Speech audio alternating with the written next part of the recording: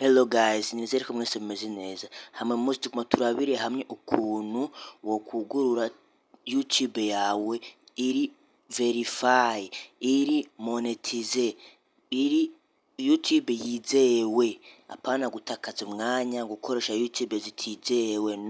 No, koresha YouTube uziko iminsi iri imbere izoguhemba. Hama rero gumana nanje nimba uri mu content creator, gumana nanje kugeza no video za guherera nkwereke ukuntu YouTube yugururwa mu nzira zemewe, nuzavusa ngo kwatakaza umwanya mu nyuma ukaza kwidoga amahera yawe baragiriwe ubusa wakoresheje ama video umwanya wawe iki niki. Hama rero nimba ushaka nawe kumenya ingene YouTube yawe wayugurura cyangwa ukuntu wayugurura be neza ko ariko wayuguruye, gumana nanje urabe no video yose tujyane kuva kuri etape ya mbere gushika ku ya nyuma.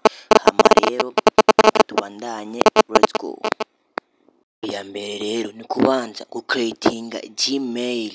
Hasabye ubwiruro nka YouTube imeze neza, sabwa Gmail rero bayikrea gute? Reka tubirabire hamwe rero. Gmail yizewe nimba wari usanzwe uyifise naho kuri aho nyine ubona ngo address email u telefone aho nubanza kuyandi gusa rero twebwe dukeneye creating shasha naho onye kuri créer un compte.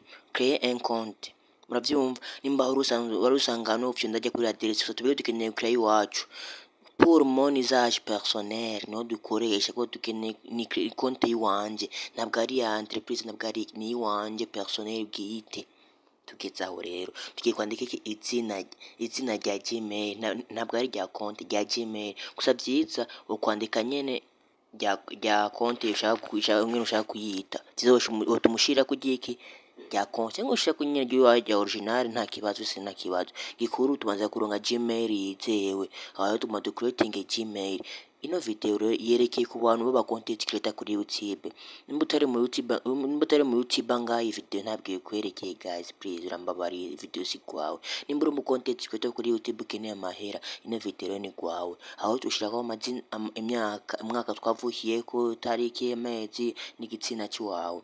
Turagiye rero ngaho on aho baje kuducaguza ama email dutora woje utori ukeneye rero guys. No video nimba uri mu content creator, nimba uzi ko ukeneye YouTube iriha guys, ya bino video yose gufasha uza guheza kuraba ino video uzi ukuntu konti yawe imeze, uzi ukuntu ba creating konti yizewe hamwe izokwiza ibisabwa ucubona amahera yawe kuri konti deja amahera yawe uzobona aho ngaho direct. Aho tugiye kugira creating mode pass, shiramo mode pass igoye ata muntu numwe abantu yoyiyumvira. Nimba ari @claude 2008 inde dushaka aho deja twamaze guheza creatinga Gmail. Etape ya mbere deja terminé guys. Nimba tugeze hamwe rero ngaho onye, nimba wayishimye raba basu me like basi shimira nanje me like aho onye kwa tumaze kugira Gmail tugiye kuri accept twemere ku Gmail yacu amategeko tugiye kuyakorera ku guys. Nimba rero etape mbere tuyeje tukiri kumwe raba nanje nshimira mu kunshimira gute like yonyene. Ikindi naco nimba ukeneye kuzoka mudukurikirana raba ugire subscribe, nimba warayigize naho raba wugurure ajya hari inkengeri y'amatwi wafyondeko uzoronka notification buri video se shashe tushitseko uzoro wironkera guys. Ya konti yacu engiyo ica yishiramo direct muri YouTube, bisigura ko YouTube maze gutwemerera.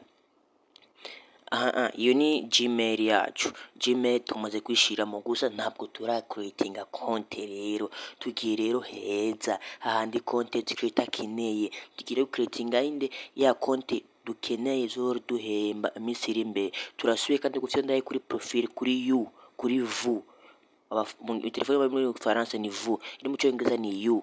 No twafyonze turabona rya zina twashiramo hariya mu creating Gmail ngo Lakabo Entertainment gusa arabaneza hepfo y'izina hari create a channel. Ntabwo creating channel, handitse ko ngo create a channel, bisigura ko creating channel guys. Iyi ni etape ya kabiri. Nimba tukiri kumwe hano rero raba unshimire guys. Mu kunshimira naho ni gute? Nyine like gusa yiwawe. Ikindi naco nimba ukeneye uzoka muronka amakuru avuye kuri no page kuri no channel raba ugire subscribe guys. ntabwo ari obligatoire, ni gushaka ko iwawe uzogwamo birongera amakuru menshi nk'aya. Tugeze heza rero, raba tugiye creatinga channel naho ni gute?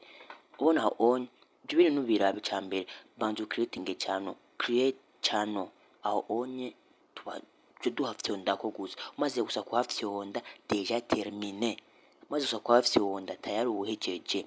Guys ramushimire rero, aba tugiye rero heza guys, aha tugiye ku musozo rero turabaje account yacu ko deja yahejeje. Guys katuvyirabire ko account yacu yahejeje. Guys nimba wanshimiye guys, nimba wabonye video kugeza hano, wabonye ko account yawe nawe wayuguriye nk'uko, guys ramushimiye, raba ume like yonyene usaba j'aime niyo ngusavye. Ikindi naco nimba ukina uzoka mu birongera amakuru, raba ukore subscribe guys, raba ukore subscribe binashobotse. Nimba ukene uzoka muri nka notification buri video zose dushizeko, uzohora ugira iki, uzoyiraba, raba ufungura inzogera rero ume partout de video. Raba rero tumaze musi haba hepfo y'izina ubona handitseko @rakabo_entertainment, aho naho uburyo kandi ngo view channel, bisigura ko channel twahejeje creatinga guys, déjà terminé, tuba twahejeje. Nimba rero nawe warabino video yose, nizere ko wamaze kumenya ko nawe YouTube wayuguruye cyangwa ko nawe woyegurira YouTube yizewe. Guys ni YouTube yizewe a 100%. Ama parti ya kabiri munyandike muri commentaire ndabereka ukuntu wayicomplete yose hamwe izoguma ironderwa nk'izabandi zose ko nzirondera ukayironka, ingene izotuma iba viral, ingene izotuma imenyekana. Guys gumana nanje ubwira nzo kuri parti ya kabiri ingene YouTube yawe yamera nk'izabandi. Guys mukunshimira ni gute? Ni subscribe yonyene nta kinda gusavye kugira uzocuronka parti ya kabiri. Hama aha ni kuri Focatech watahazi nizere ndaza rero video ni barabizina rya channel, ndayibwiye ni Focatech. Misi yose tumadushira ko video buri kuwa mbere 18h mu masaha yo mu Burundi, masaha 12 zo ku mugoroba. Hama tubona ikindi gihe, ciao. Video yanje misi yose kuwa mbere ntuzavucikwa.